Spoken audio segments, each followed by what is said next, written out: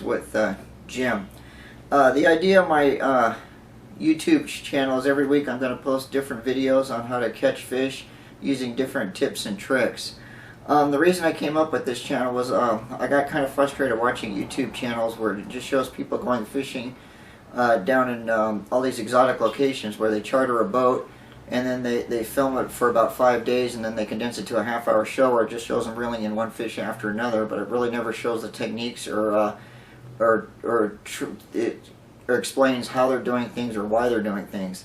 So the idea of my show is it's going to be a little bit different. I'm going to explain how to use lures, how to rig lures, and then I'm going to have interviews with different industry leaders and experts. So the first thing we're going to start out with today is how to tie marlin lures. So I have two identical marlin lures and I'm going to show you how to rig a marlin lure. It's really important that when you rig, there's two ways you can rig. We're going to rig with a double hook setup and then we're going to rig with a single hook setup. So I'm going to show you how to rig both lures. The first thing that you want to do is, people ask is, what size hook do you use for the lure? Well, the trick is that you want the lure to be able to fit over the side of the head to set the hook. However, this is where it gets tricky, is you don't measure from end to end as with the hook is in the middle. So the hook needs to be half again as big as the lure in order to get a good hook set. So we're going to start out with the double hook. So then you can see that this one would be a little bit too big for this application. So I'm going to go to this one. Now then you'll notice that on the lures, they come out of the package flat. Well, that's really not what you want. To make sure that they're bent at about a 60 degree angle and that they're not spinning flat against each other. So otherwise the first hook would screw up the second hook, so the hydrodynamics of it in the water. So that's why you want to make sure that they're offset. So what you want to do is you want to measure the hook so how it goes inside the gaff. See, so this one is about the right size, so it doesn't hang too far back, because if it hangs too far back, then the hook is supposed to be exposed into the feather. If it hangs too far back, then it doesn't count for IDBF world records. Which I know sounds silly, but you never know. If you're going to catch a big fish, you don't want to get this DQ'd over a simple rigging error. So what I use is, I'm going to use monofilament leader. This is a 125 pound test.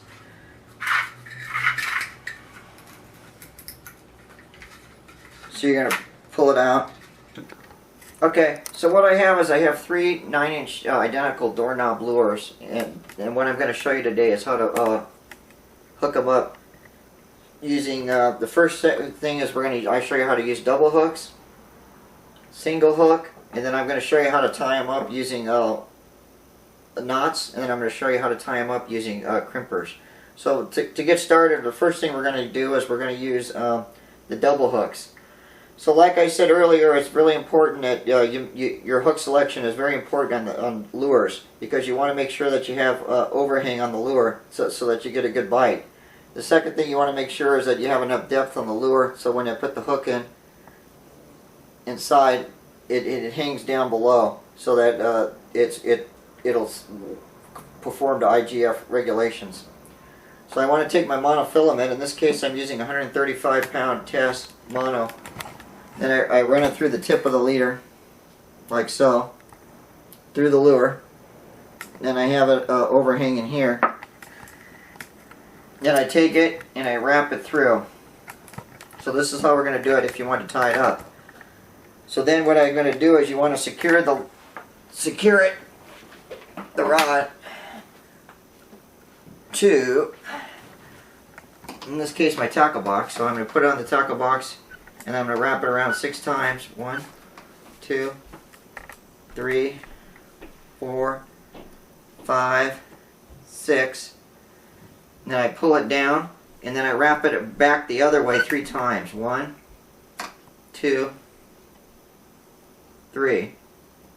Then I pull it a little bit and then I put this eye through the tip of the line through the tip.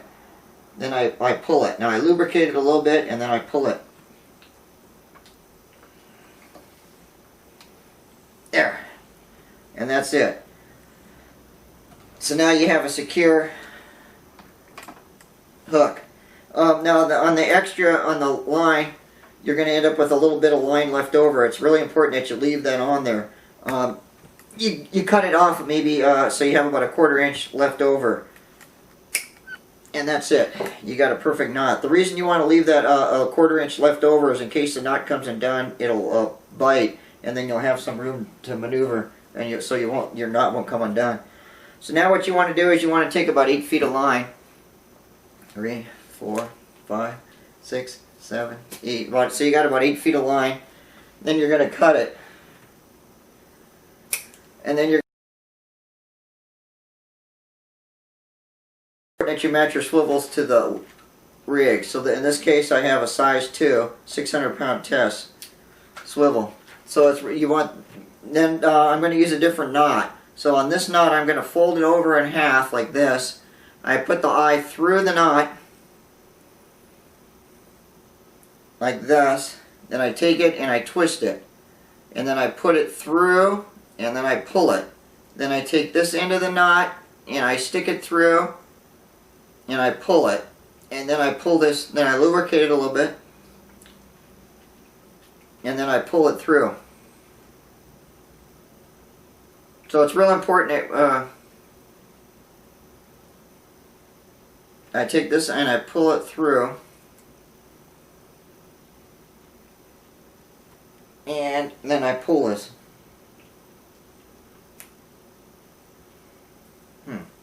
We're having technical issues, but I don't panic.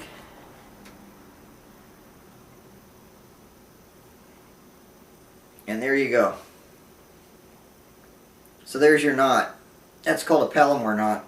That's a very effective knot. So then I cut it off.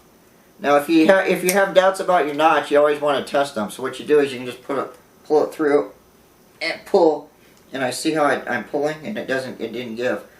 So I know it's going to work. So there you go. Now I have a rigged marlin lure for this will work for marlin and dorado and tuna with a double hook, and that's what it's going to look like when we're done. And then when you're trolling, you want to make sure that the lure, the top of the lure enters the water. It's going to enter the water like this, so the back of the lure is like that, and that's going to give you the perfect setup on it.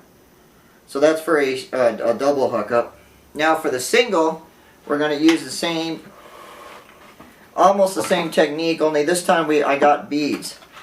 So I'll show you what those are for. What you're doing with the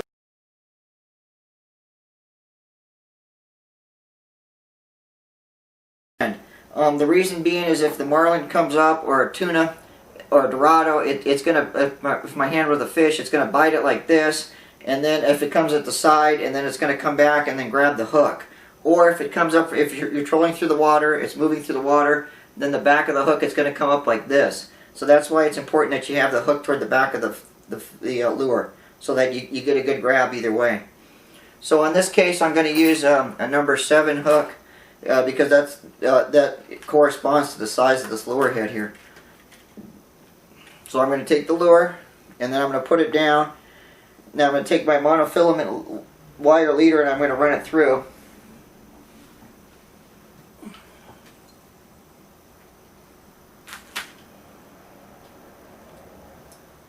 So I put my monofilament leader in. Now here's where it gets tricky. You got to put the beads.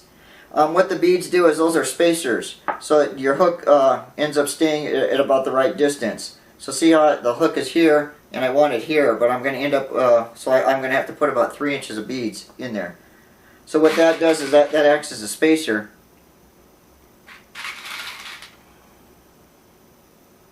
So that the hook is at the right distance of the of where we want it. Now you want to remember though that you're going to tie it off with a knot, so you're going to end up losing about a 1/2 inch, so it doesn't have to be as far down as you would think.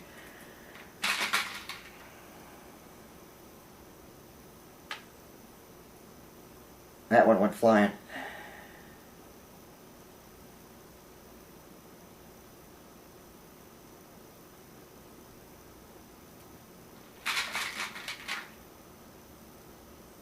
So this is exciting stuff here.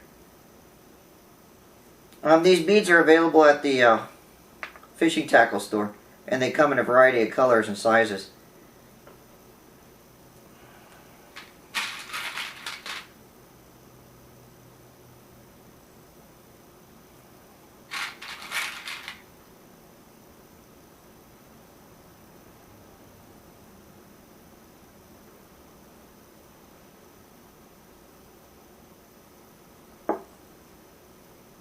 So I gotta make sure, so if it goes here, then the lure's there.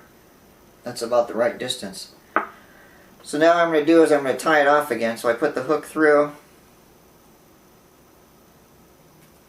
Then I don't want to ruin the furniture, so I'm gonna use my tackle box here and then put it on the thing. And then go down. And then I tie it 7 times.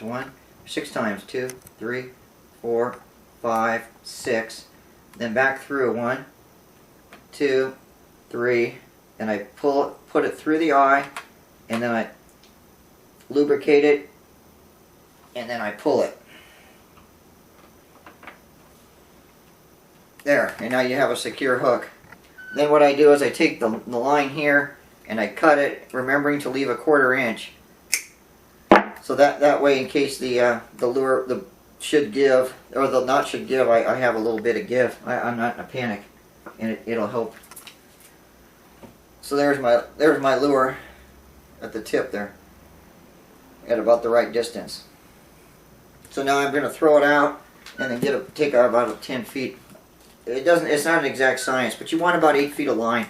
The reason being is if fishing for a big lure, marlin and tuna, mostly marlin and sailfish, and a rod, a lot of times what they'll do is they'll wrap themselves around the line. So that's why you want about an 8-foot line a leader. So then I cut it, and I grab my, again I grab my barrel swivel, and I pull it through, and then I'm going to tie it off. So I put the eye through, I take it around, I pull it through, and then I pull it. So now I got it like that, and then I got the end of it, and this, then I put the end through this eye, like such, and then I pull it. And voila, you're off, now you're fishing.